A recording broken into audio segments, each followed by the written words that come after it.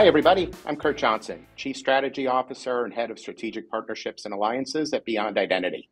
And I have the privilege today to serve as your moderator for this panel discussion around authentication meets the zero trust ecosystem. Throughout the program thus far, we've been discussing the increased urgency and importance to take a more proactive stance against this increasing rise in threats that are taking advantage of stolen credentials and misused passwords, but as well as the alarming rise in attacks that are bypassing traditional forms of multi-factor authentication. And at its core, it really shows us the urgency and importance to increase the visibility and assurance, not just on who is gaining access, but what is gaining access to our resources, applications, and networks. The device, is it authorized? What's the state of that device? And is there any vulnerability or risk coming with that device as well? And critical to support this network of applications and resources to really understand the behavior and the privileges of these users, from our day-to-day workers to some of our most privileged resources and privileges into the accounts and the administrators. So we recognize in order to do this effectively, it takes a village. That more and more it's important to bring together these previously disparate worlds of security and identity together in a way that brings an ecosystem that can harness the power and strength of critical components and investments in things such as endpoint detection and response, EDR and XDR technologies, zero trust network access and SASE solutions, our identity platforms themselves, as well as privileged access management. And bring this alongside a phishing-resistant platform for authentication that truly can help us understand who and what is gaining access. So while the variety of security and identity solutions is critical to really protect our organizations, it allows us also to take these significant steps that we need to better shut the front door and protect against these attacks by, again, the phishing-resistant, stronger forms, what we're calling zero trust authentication. To discuss this need, we've assembled a true all-star cast of individuals from companies that are proven and recognized leaders in their respective markets.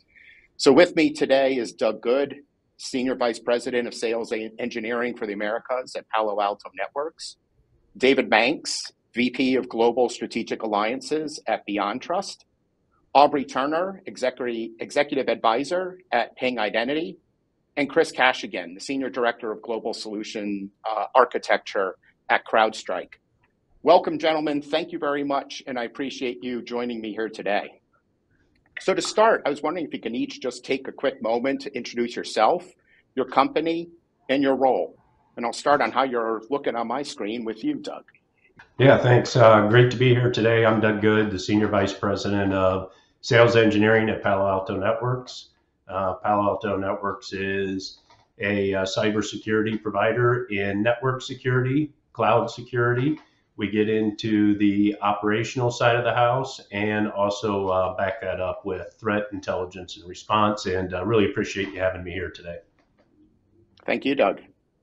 Next, David. It's great to be here. My name is David Banks, and as you had mentioned, I'm Vice President of Strategic Alliances and technology partnerships at BeyondTrust.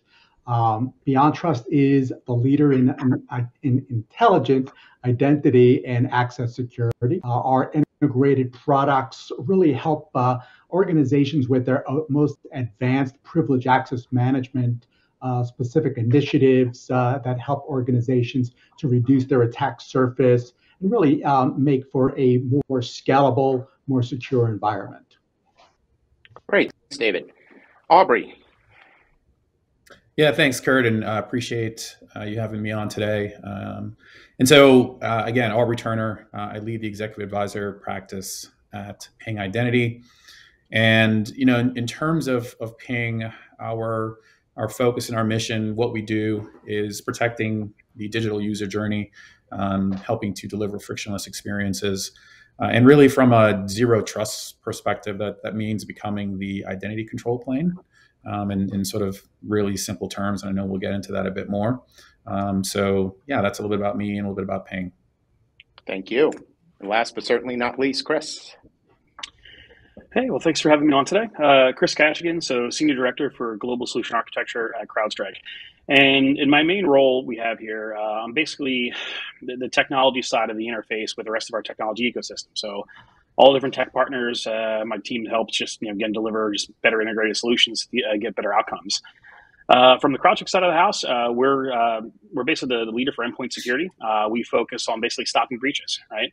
And effectively, again, we exist here to create technologies to give our customers better security outcomes. And obviously, with the rest of the ecosystem we've got assembled here, I'm looking forward to doing that today. Thank you, Chris.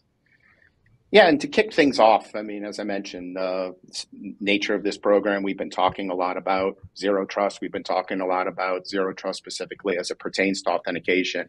But given that each of you kind of bring a different perspective or come at this from a kind of a different outlook, I'm wondering if each of you can just talk about what does zero trust mean to you?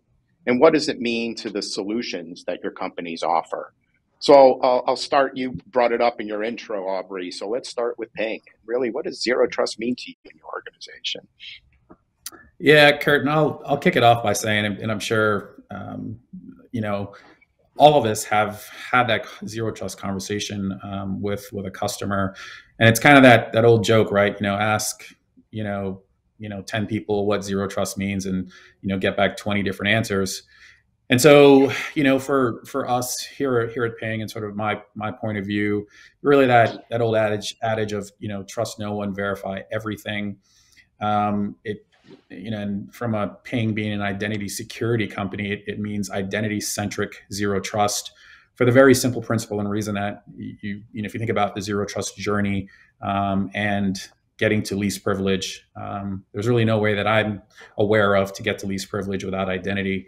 But with that identity-centric least privilege approach, we realize and fully acknowledge, and that's why we're all here on the call, right? It is a team sport, right? Nobody can, again, to my knowledge, can deliver a zero trust story. And a kind of running joke that I have as I talk to engage with customers: if anybody tells you they can give you everything from a zero trust perspective, don't trust that person.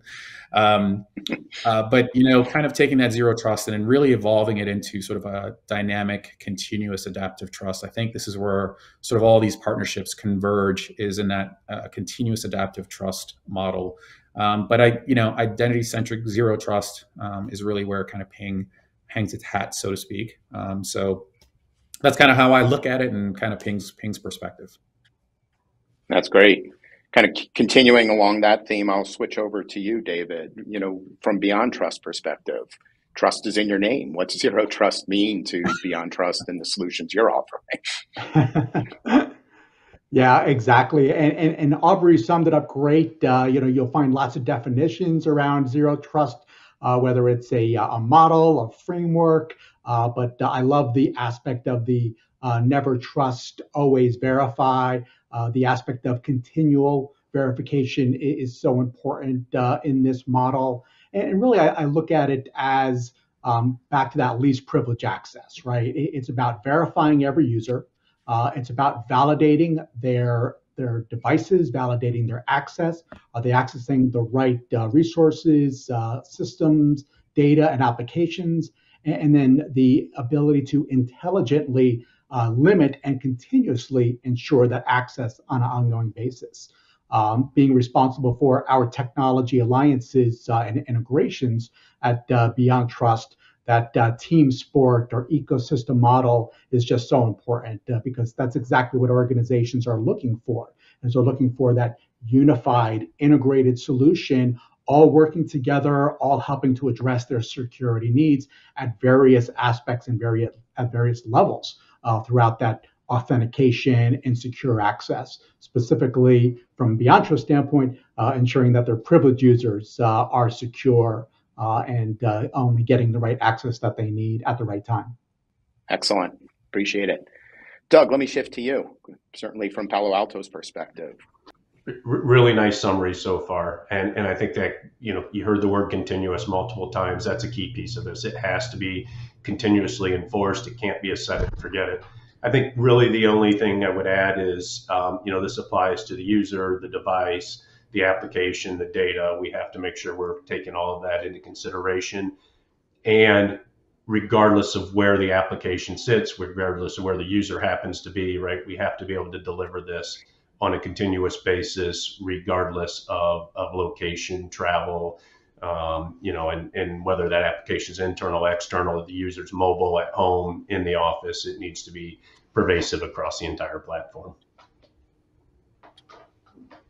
And finally, Chris from CrowdStrike. What does it mean to you? That's actually the best part about taking this question last, is I can say yes to what everyone's comments and such have been so far. But from our side, it's trust nothing, block all, and allow by exception policy or attestation. Right, at the end of the day, that's what a lot of the stuff with zero trust, at least with our customers and us, resonate with. From the CrowdStrike side of things, another aspect we kind of look at is, again, I think it's going to be a recurring theme, right? The continuous verification, right? Always verify access all the time for all the resources. And, from our lens, right, it doesn't matter if it's across an endpoint device, the cloud workload, the identity, or the data element, right? That stuff has to occur.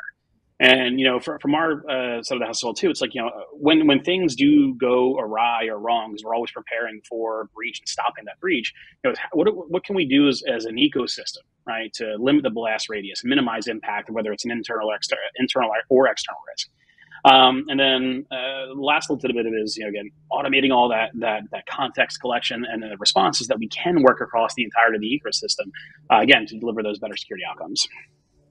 But let me flip that around a little bit. What, in the conversations that each of you have with your customers, and what is their sentiment around the term zero trust? Is it resonating? Is this a buzzword from vendors? Is it something they're embracing, and a concept that they, even if they don't necessarily agree with the terminology, are you seeing it? And maybe you can talk a little bit about, specifically what you're seeing within your customer environments. And Chris, you had the easy go last, say yes, but everything else. Let you start now. Sounds good. Appreciate it. So yes, it does resonate. And I think it was Aubrey that made the statement earlier. It's like when you ask someone what is it and how does it do things, it's 10 for people, 20 for responses. And what makes it interesting is that everyone tends to agree with the concept, right, of continuous verification, and therefore giving authorized access. The interesting part with the customers is, depending where they're at, either in how they deploy and operate or through a security journey or IT transformation, it's going to be different across the board, right? I still have some customers that really this resonates in the old school network access control. Man, I plug my device in or get a Wi-Fi control, hit a Wi-Fi access point, and boom, I validate the device has all things like, hey, CrowdStrike's installed or other tools are installed. We meet the security hygiene, right? And then we've got others where they're kind of fairly mature along, say, like a cloud transformation journey, or one of those shift left pieces where they're going more towards, say, like cloud technologies.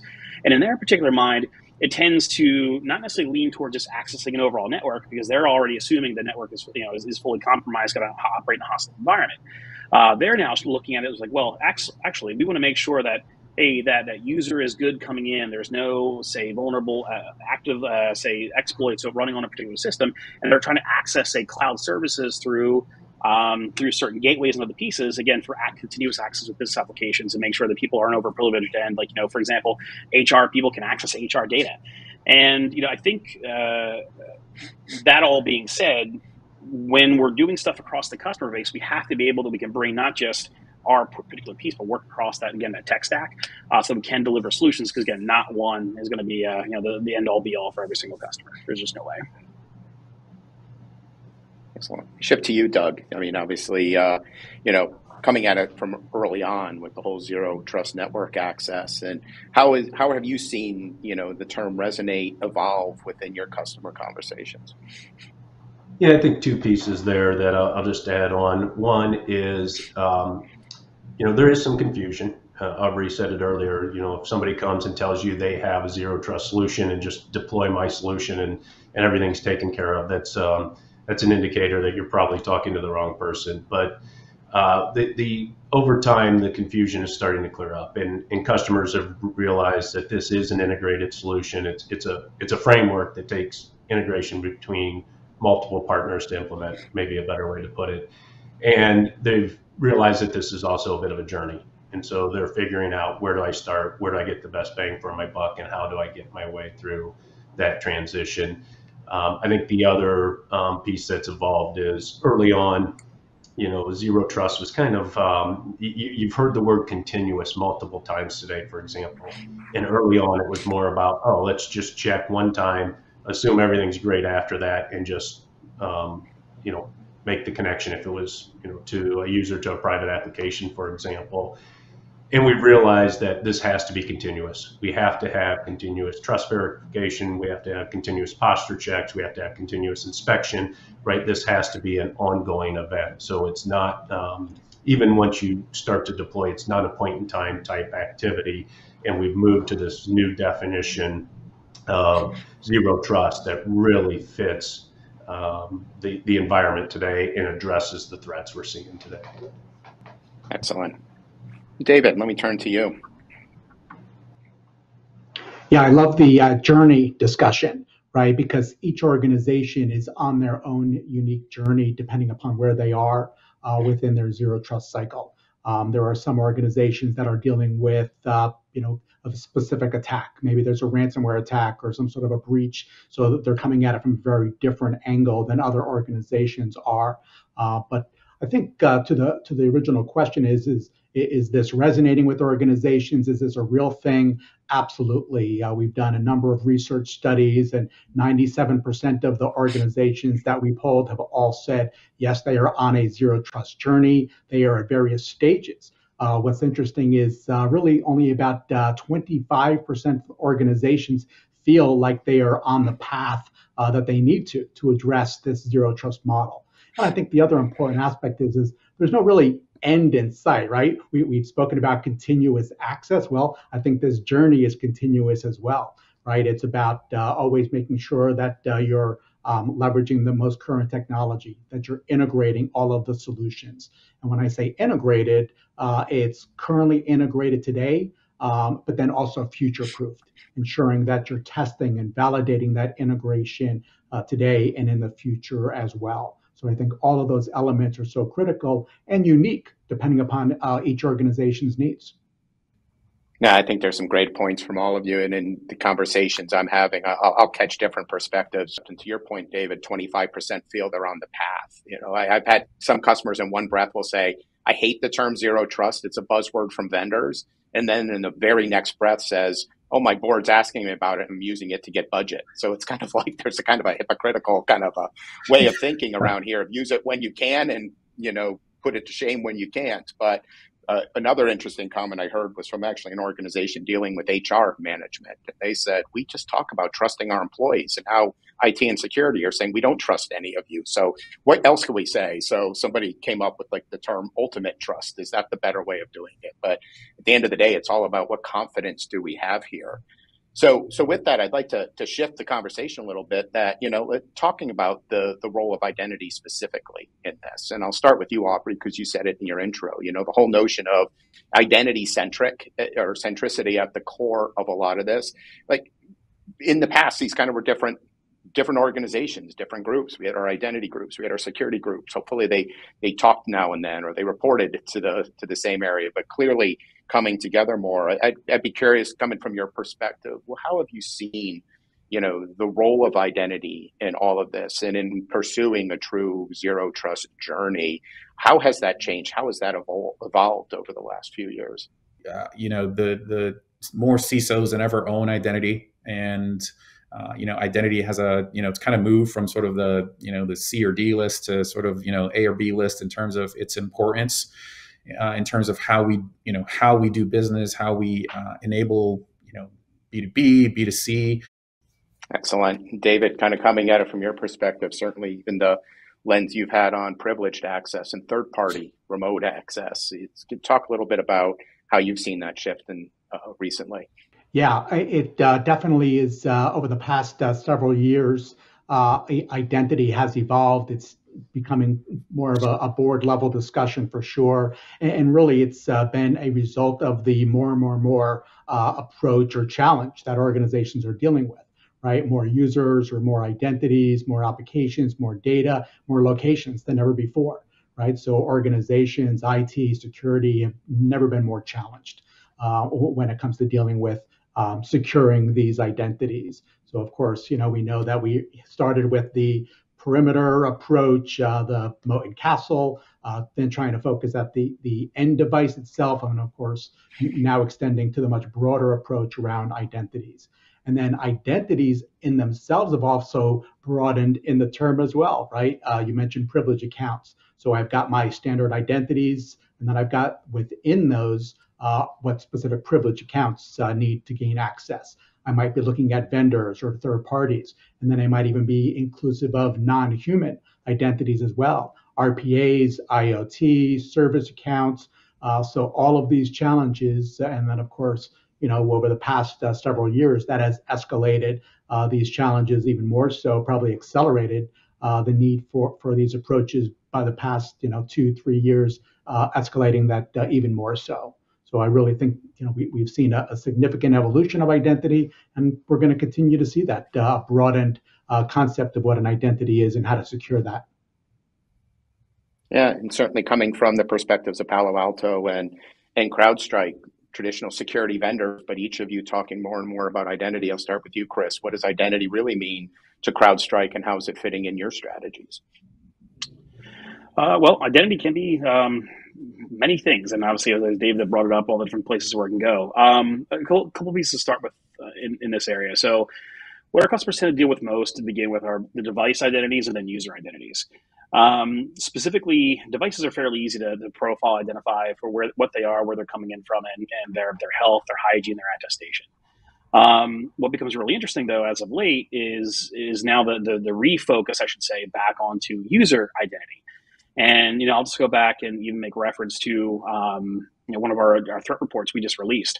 And we stop breaches. Well, 82% of breaches that we had to respond to over the past year, there was a compromised user credential, user identity that was involved in that. I'll say that again, 82%. So clearly, a bigger shift has to go over towards the user identity side of the house, controlling what they are, what they can do, where they're coming in from, whether it's using passwords, MFA, all those pieces. And as we continue to evolve, I think they'll become, as an overall security industry, a much more prevalent, right? And quite frankly, just having control of the users, having the visibility, and actually being able to go back and enforce corrections and actions back at the identity store, or even where they're ever in flight on a per transaction basis, becomes extremely important. And if we can't do that, we're not going to be able to solve some of the security challenges. So that all being said, yeah, it's the user identity is probably the hottest portion at this point in time. And pretty soon next, I got a funny feeling it'll be RPAs and other pieces that'll become as people go with more and more automation, try and help business processes increase in speed. So. Absolutely. Doug, any final thoughts from your perspective here? Just a couple quick points, to add on. I think Chris nailed a lot of the points I would have made, but I would add, you talked about device identity and user identity. I would add application identity to that too, right? Really, truly IDing the application that's being accessed and doing that in a way that it's not as simple as just trusting ports and protocols, right? So true application layer 7 identity. But on the user identity portion of this, I think what we've seen happen and what's going to continue to happen is better integration. And that's critical because we talked about how just doing zero trust takes full integration, takes a solution. We've seen better security, addressing phishing attacks, man in the middle, credential theft, and believe it or not, better user experience, right? As we move to passwordless and some of these more secure technologies, they're actually improving the user experience in the process as well, which has been a difficult balance in the past. Thank you very much. It's been a terrific conversation. Doug, David, Aubrey, Chris, thank you so much. Thank you for your partnership. We're excited to work with you to bring passwordless, phishing-resistant MFA to our joint customers, pulling in the risk signals from Palo Alto and CrowdStrike, leveraging to protect the applications and resources behind the ping environment and the privileged resources and remote access for BeyondTrust environments, and then discontinuing those sessions when something's changed. It's the only way we're going to get there, and working together, we can help our customers on this zero trust journey, and hopefully one day we can help them get zero trustified. Thank you very much.